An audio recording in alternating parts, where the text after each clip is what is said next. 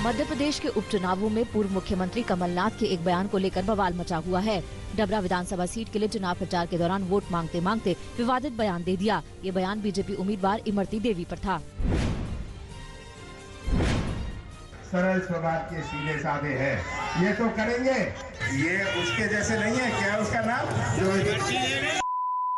क्या उसका नाम लो, आप तो उसको मेरे से ज्यादा पहचानते हैं।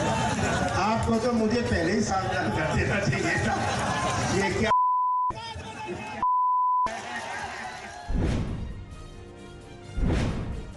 कमलनाथ का विवादित बयान सामने आया तो बीजेपी नेताओं का गुस्सा फूटा। डबरा विधानसभा सीट से बीजेपी उम्मीदवार इमरती देवी ने कमलनाथ पर दलित और गरीब परिवार के अपमान का आरोप लगाया। उन्होंने सोनिया गांधी से अपील की कि वो खुद एक मां है और ऐसे में उन्हें कमलनाथ जैसे नेताओं को पार्टी से बाहर कर देना चाहिए। मैं कमलनाथ जी के पैर छूती थी और अपना बड़ा भाई मानती थी कमलनाथ को, पर कमलनाथ ने आज अपनी बहन के सम्मान करने से और कतरा गए। अपनी बहन की भी धज्जियां उड़ाई उनने। ऐसे कमलनाथ जी से मैं कहती हूँ कि तू इस लाख है ही नहीं। कमलनाथ तो राजनीति लाख नंजा, राजनीति करने वे के लाख नंजा। जब तू एक ऐसी महिला से ऐसे बोल सकता है तो तेरी नीयत कितनी खराब होगी। इस वजह से मैं उस पार्टी से बाहर निकली हूँ कि पता नहीं जिसका मुख्यमंत्री इतना गंदा हो तो ऐसी पार्टी में रह के हम क्या कर सकते। मुख्यमंत्री शिवराज सिंह चौहान ने भी कमलनाथ के बयान पर आपत्ति जताई। विवादित बयान से नाराज सीएम भोपाल में सुबह 10 बजे से 12 बजे तक मौन धरना करने जा रहे हैं। शिवराज सिंह ने कहा कि ये बहनों का अपमान है, धरती का अपमान है। इंदौर में भी धरना प्रदर्शन का कार्यक्रम है जिसका नेतृत्व ज्योतिरादित्य सिंधिया करेंगे।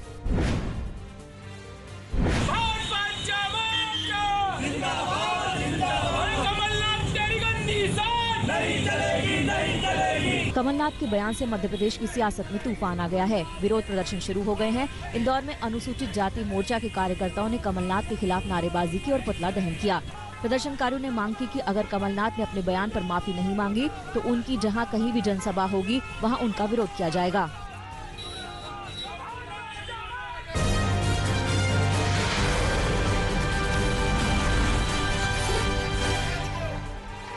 बिहार के रण में तेजस्वी यादव ने पूरी ताकत झोंक दी है। तेजस्वी यादव ने आज शेखपुरा और गया के शेर घाटी में जनसभा को संबोधित किया। तेजस्वी यादव ने शेखपुरा में सीएम नीतीश कुमार पर जमकर शब्द बाण चलाए।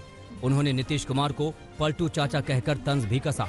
साथ ही बिहार की जनता से वादा किया कि आरजेडी की सरकार बनते ही सबसे पहला काम होगा 10 लाख बेरोजगार युवाओं को नौकरी देना। साथ ही तेजस्वी ने कहा कि वो नई सोच के युवा हैं। वो मानते हैं कि जात पात की राजनीति खत्म होनी चाहिए।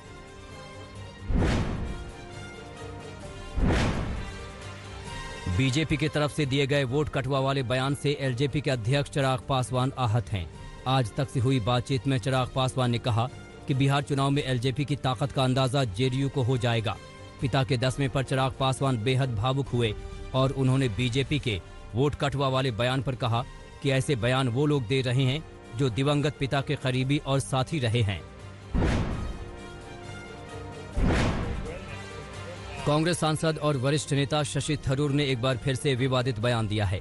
शशि थरूर ने लाहौर थिंक फेस्ट कार्यक्रम में कहा कि भारत में अल्पसंख्यकों और चीनी जैसे दिखने वाले लोगों के साथ पक्षपात होता है।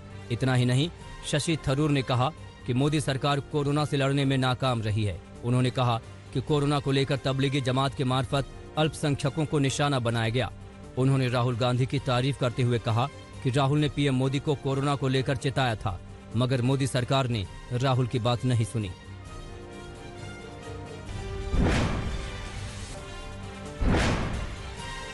थरूर के बयान पर बीजेपी बुरी तरह से बिफर गई। बीजेपी प्रवक्ता संबित पात्रा ने पूरी कांग्रेस पर जमकर निशाना साधा। उन्होंने सवाल किया कि देश के दुश्मन पाकिस्तान के मंच पर जाकर थरूर देश को अपमानित करने वाली शब्दावली का इस्तेमाल करते हैं। उन्होंने कहा कि कांग्रेस के नेता लगातार पाकिस्तान की शान में कसीदे पढ़ रहे हैं।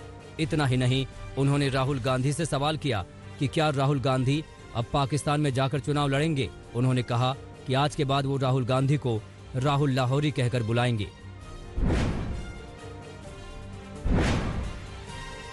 कांग्रेस अध्यक्ष सोनिया गांधी ने मोदी सरकार पर करारा हमला बोला है। उन्होंने कहा कि लोकतंत्र अपने सबसे बुरे दौर से गुजर रहा है। सोनिया गांधी ने अपनी अध्यक्षता में हुई अखिल भारतीय कांग्रेस कमेटी के महासचिवों और प्रदेश प्रभारियों की एक बैठक की थी।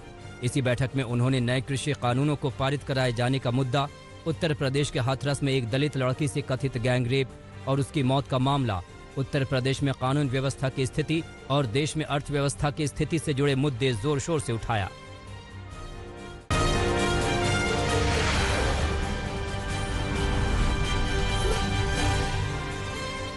केंद्रीय स्वास्थ्य मंत्री हर्षवर्धन ने पहली बार माना है कि देश में कोरोना का कम्युनिटी स्प्रेड है। हालांकि हर्षवर्धन के मुताबिक कम्युनिटी स्प्रेड कुछ राज्यों के चुनिंदा जिलों में देखा गया है, पूरे देश में नहीं। स्वास्थ्य मंत्री ने यह भी कहा कि देश में कोरोना वायरस की संरचना में अभी तक कोई बदलाव नहीं देखा गया है।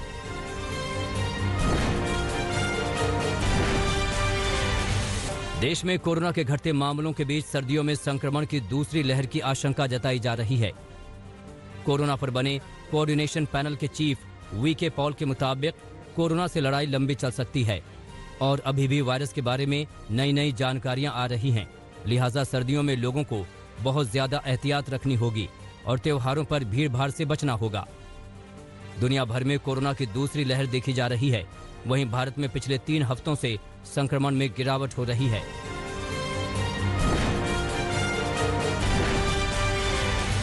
कोरोना मामलों में देश भर में लगातार गिरावट देखने को मिल रही है। महाराष्ट्र में रविवार को करीब 9,000 मामले सामने आए, जबकि 150 मरीजों की मौत हो गई। प्रदेश में कोरोना रिकवरी रेट में भी सुधार हुआ है और यह आंकड़ा 86% के नजदीक पहुंच गया है। महाराष्ट्र में कुल कोरोना मामले 16 लाख के करीब हैं। इनमें से करीब 1,80,000 एक्टिव केस हैं।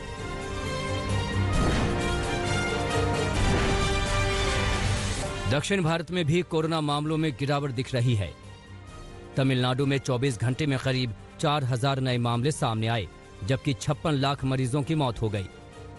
तमिलनाडु में कुल मामले 6,90,000 के करीब हैं, जबकि कुल मौतें 10,500 से ज्यादा हैं।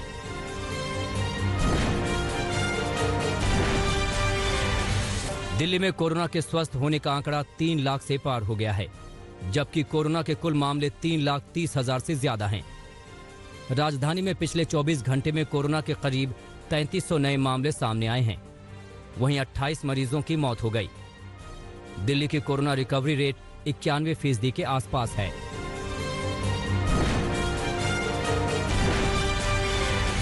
केंद्रीय पर्यावरण मंत्री प्रकाश जावड़ेकर का कहना है कि प्रदूषण बड़ी समस्या है और इस पर 1-2 दिन में काबू नहीं पाया जा सकता। वीडियो कॉन्फ्रेंसिंग के जरिए एक कार्यक्रम के दौरान जावड़ेकर ने कहा कि वायु प्रदूषण की कई वजहें हैं और इन सभी वजहों पर लगातार ध्यान देने की जरूरत है।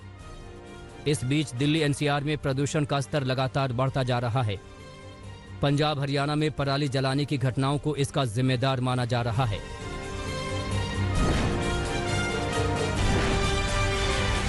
त्योहार के मौके पर व्रत रखने वाले कुछ लोगों पर मिलावट की गाज गिरी है।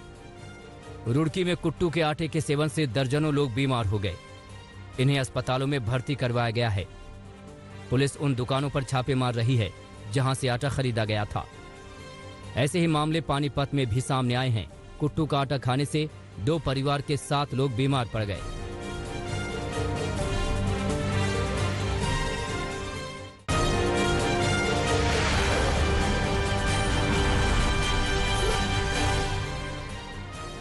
बलिया गोलीकांड के गिरफ्तार आरोपी धीरेन्द्र सिंह को यूपी एसटीएफ ने रविवार रात फिर से बलिया पहुंचा दिया। एसटीएफ ने आरोपी को कोतवाली थाने के सुपुर्द कर दिया। उसका बयान दर्ज करने के बाद आज सुबह 10 बजे के करीब कोर्ट में पेश करने की तैयारी है। धीरेन्द्र सिंह को रविवार सुबह एसटीएफ ने लखनऊ से गिरफ्तार किया था। एसटीएफ के मुताबिक धीरेन्द्र सिंह के पास फोन नहीं था और उन्हें धीरेन्द्र सिंह के बारे में मुखबिर से जानकारी मिली थी। सूत्रों का दावा है कि धीरेन्द्र सिंह लखनऊ में सरेंडर के इरादे से आया था और यहां कुछ वकीलों और अपने सियासी कनेक्शन की मदद से पुलिस की कार्रवाई से बचना चाह रहा था, लेकिन उसकी यह तैयारी धरी की धरी रह गई। एसटीएफ के मुताबिक आरोपी बलिया से बिहार गया था, जिसके बाद बस से लखनऊ पहुंचा। पुलिस का दावा है कि धीरेन्द्र सिंह के 3 दिनों तक फरार रहने में जिसकी भूमिका थी, सबकी जांच की जाएगी। बलिया गोलीकांड के आरोपियों के समर्थन में आने वाले बीजेपी विधायक सुरेंद्र सिंह को लखनऊ तलब किया गया है।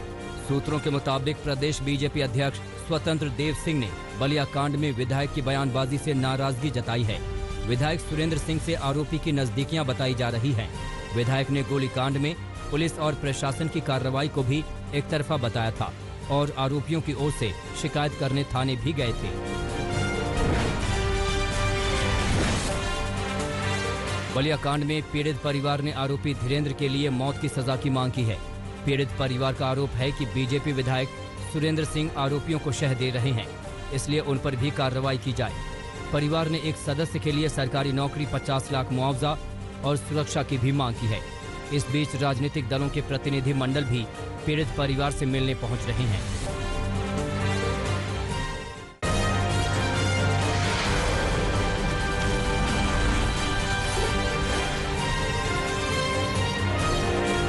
हैदराबाद में भारी बारिश अपने साथ तबाही लेकर आई। सड़कें सैलाब में तब्दील हो गई। तबाही का मंजर ऐसा कि पानी के तेज बहाव में गाड़ियां बहती नजर आईं। लोग घरों में दुबके हुए हैं।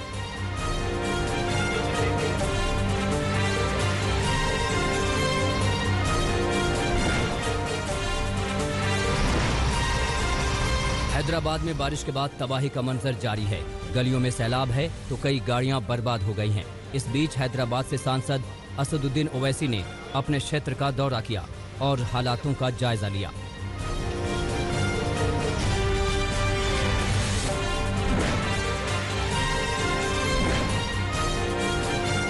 कर्नाटक के कलबुर्गी में बाढ़ का कहर जारी है। सोना बराज से करीब 8 लाख क्यूसेक पानी छोड़े जाने के बाद हालात बिगड़ गए। कई गांव में पानी भर गया, जिसके बाद एनडीआरएफ की 25 टीमें रेस्क्यू में जुट गई और गांव वालों को बाहर निकालने का काम शुरू हुआ।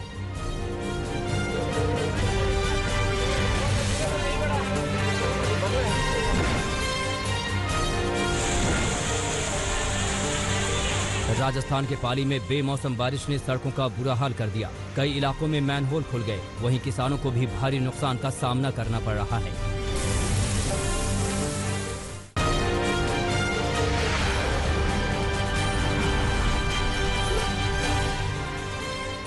कानपुर की बजरिया पुलिस ने भारी मात्रा में अवैध पटाखे बरामद किए हैं। पुलिस की माने तो घनी बस्ती में ये अवैध पटाखे छिपा के रखे गए थे। पटाखों की कीमत करीब 50 लाख बताई जा रही है। पुलिस ने अवैध पटाखों के साथ 3 लोगों को गिरफ्तार किया है। पुलिस की माने तो जिस तरह से पटाखे छिपा कर रखे गए थे, उससे कभी भी यहाँ कोई बड़ा हादसा हो सकता था।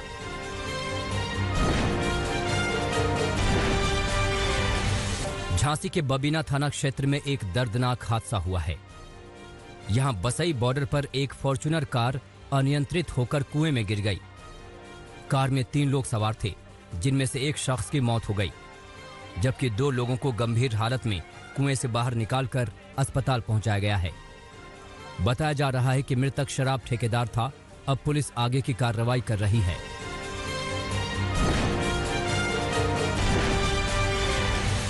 झांसी के सीपरी बाजार में मारपीट का वीडियो वायरल हुआ है। वीडियो में दिख रहा है कि 2 पक्षों में भयानक मारपीट हो रही है।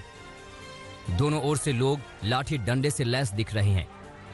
हैरानी की बात यह है कि जिस वक्त मारपीट हो रही है, वहां 2 पुलिसकर्मी भी दिख रहे हैं। इस वीडियो के सामने आने के बाद पुलिस हरकत में आई है। अब जांच की जा रही है कि यह मारपीट क्यों हुई थी।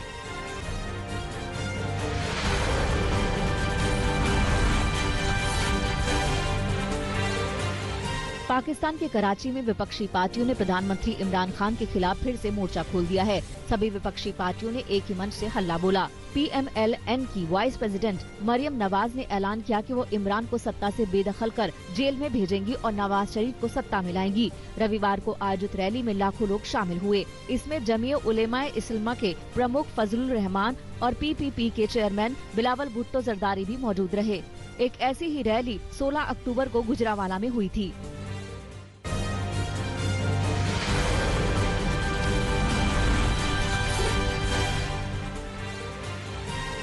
अमेरिकी राष्ट्रपति डोनाल्ड ट्रंप ने विस्कॉन्सिन में रैली के दौरान अमेरिकियों के लिए कोरोना वायरस का इलाज मुफ्त करने की घोषणा की। कहा, सत्ता में वापसी हुई तो जो एंटीबॉडी इलाज उन्हें मिली वो जनता के लिए मुफ्त उपलब्ध करवाया जाएगा। आर्मेनिया और अजरबैजान के बीच हुए शांति समझौता कुछ ही मिनटों में टूट गया। आर्मेनियाई रक्षा मंत्रालय के प्रवक्ता ने कहा कि अजरबैजान ने तोपखाने के गोले और रॉकेट दागकर सिर्फ 4 मिनट में ही युद्ध विराम तोड़ दिया, जबकि दोनों देशों में आधी रात से सीज फायर लागू करने की बात कही थी।